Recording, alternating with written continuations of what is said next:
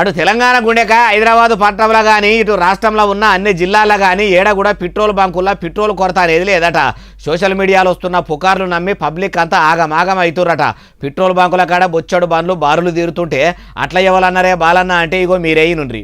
ఈరోజు చాలా పెట్రోల్ బంక్స్లో చాలా రష్ కావడం జరిగింది. ముఖ్యంగా పబ్లిక్ అందరు కూడా చాలా ప్యానిక్తోని అందరు కూడా పెట్రోల్ బంక్స్ దగ్గర పోతున్నారు. ఈరోజు నేను, మన అడిషనల్ సిపి గారు, జాయింట్ సిపి గారు, మన కలెక్టర్ గారు హరిచందన గారు, మన district civil supply officer Srinivasu ఇన్నారా సిపి సజ్జనార్ సార్ ఏమంటుండో మరి రివ్యూ మీటింగ్ పెట్టి ఏం మాట్లాడుకోరు ఆ ముచ్చట కూడా చెప్పుండ్రి అందరికి అర్థమయ్యేటట్టు. దాంట్లో మనకు తెలిసిందేమంటే ఎటువంటి స్కేర్సిటీ లేదు, మనకు సఫిషియంట్ స్టాక్ ఉంది. 60 రోజుకు సరిపోయేంత స్టాక్ ఉంది.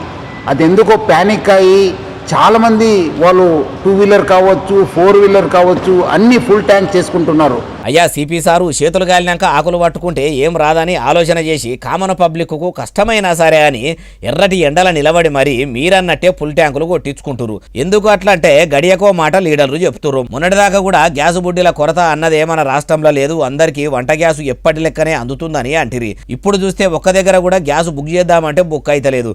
గ్యాసు బుడ్డీలు పట్టుకొని ఎండల గంటలు నిలబడి తిప్పలు పడవలసిన పరిస్థితి దాపురించింది.